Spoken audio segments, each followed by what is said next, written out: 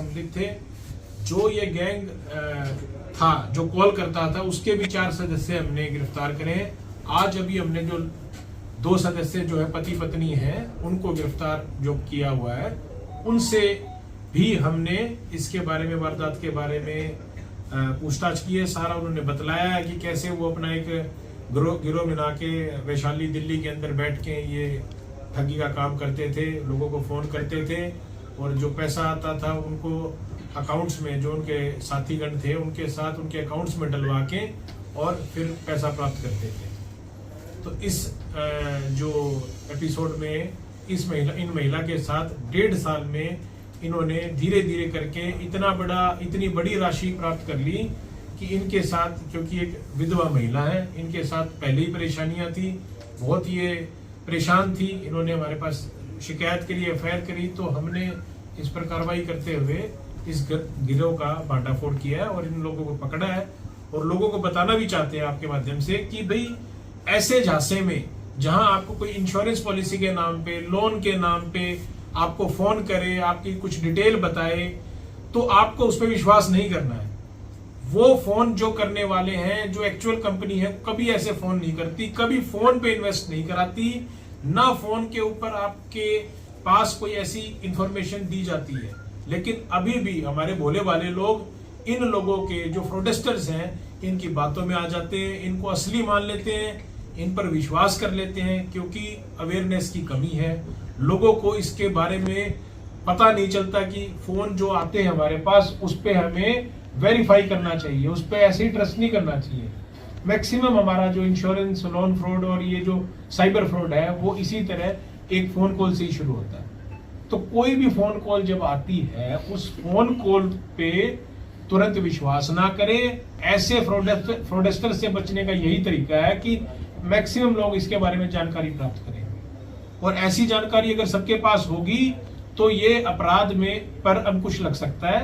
और हमें इस चीज में आगे और लोग ज्यादा से ज्यादा लोगों को इसके बारे में इन्फॉर्म करना है। तो अब तक कितनी ठगी इस महिला से हो चुकी है?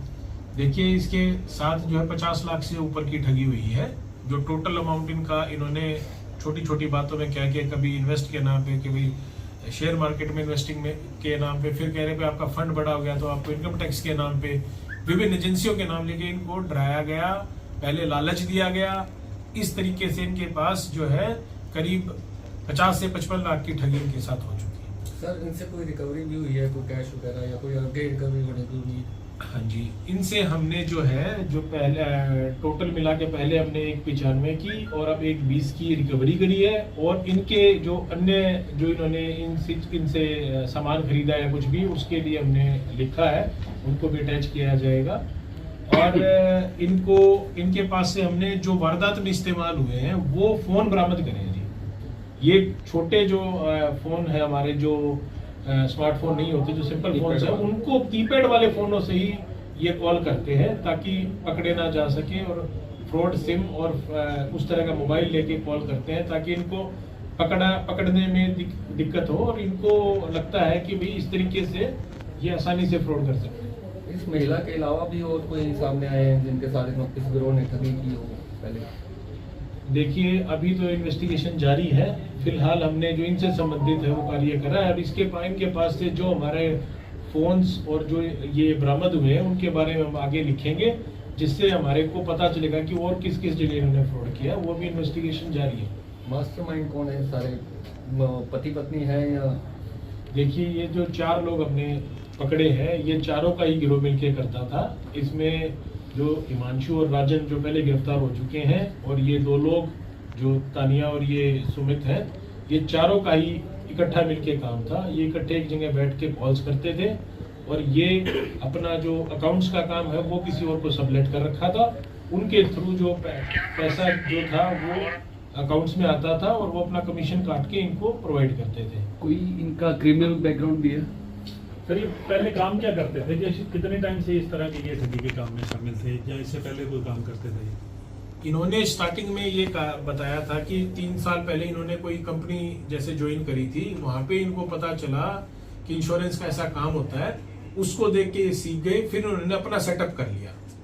तो इस तरीके से इनको जब ये पता चला कि ये गलत है, इन्होंने उस चीज को छोड़ने की बजाय खुद भी वो रास्ता अपना लिया, क्योंकि इनको उस तरीके से काम करने में आनंद आया और इनको लगा कि इससे हम बहुत पैसे कमा सकते हैं, इसलिए इन्होंने इस काम को शुरू करा। तो सर आगे क्या कार्रवाई की जाएगी? देखिए, अभी तो हमने इनको रिमांड पे ले रखा है, ये अब इनके पास से हमने बरामदगी भी की है, अभी ये जुडिशियल जाएंगे। हम इनके बारे में जो इन्वेस्टिगेशन है और डिटेल भी इनके ऊपर कितने मुकदमे हैं क्या है उसके बारे में अभी जांच पड़ताल कर रहे हैं, तो उस हिसाब से इनको अब जो भी केसेस आएंगे उनको सूचित किया जाएगा और जो इन्होंने करे हैं सारी उन केसेस के बारे में इनको अब आगे ले जाया जाएगा। कुछ और भी साथी हैं या बस ये सारे गिरफ्तार हो गए, इनके साथ और भी अभी लिंक है किसी का? देखिए, अभी इन्वेस्टिगेशन जारी है, कुछ और लोग भी इससे संबंधित हैं जिन पे कार्रवाई की जा सकती है अभी, और वो हम अभी कर रहे हैं उस पे कार्य। लेकिन जैसे इनका जो एक अकाउंट वाले थे और थे जो हमने पहले पकड़े, उनके ऊपर पहले भी मुकदमे दर्ज है। कितने दिन के रिमांड पर है सर दोनों पति पत्नी? अभी तो इनका जो रिमांड हमारा 2 दिन का रिमांड मिला था और जो रिमांड समाप्त हो रहा है अभी आज पे सर? तो आज हमें इनको जुडिशियल करना है और फर्दर जो भविष्य में कोई जो इनके और साथी अभी पेंडिंग है या कोई और है उनको भी गिरफ्तार किया जाएगा, जो भी इन्वेस्टिगेशन में सामने आएगा उस हिसाब से कार्रवाई की जाएगी। सर, इस फ्रॉड में अधिकतर पढ़े लिखे ही आ रहे हैं झांसे में, उसके बारे में क्या कहेंगे? देखिए, इसमें जो है ना, पढ़े लिखे बिना पढ़े लिखे सभी आ रहे हैं, ऐसा नहीं है कि पढ़े लिखे आ रहे हैं। बात केवल इतनी सी है कि जो आदमी लालच किसी भी तरह का अनजान व्यक्ति, जब फोन पे कोई भी व्यक्ति जो अनजान है उस पर जो भरोसा करेगा, बिना वजह बिना उसे जाने उसको भरोसा करके अपनी डिटेल्स देगा, अपनी इंफॉर्मेशन देगा, उसके साथ साइबर अपराध होगा। यही बात हम बार बार बता रहे हैं कि फोन पे ऐसी अनजान कॉलों पे विश्वास नहीं करना, नहीं किसी को अपनी सूचना देनी, ना अपनी डिटेल्स देनी, ना किसी के कहने पर पैसे डलवाने। इसी बात के कारण, चाहे वो पढ़ा लिखा है चाहे अनपढ़ है, सभी तरह के लोग इसका शिकार हो रहे हैं। ठीक है जी, थैंक यू।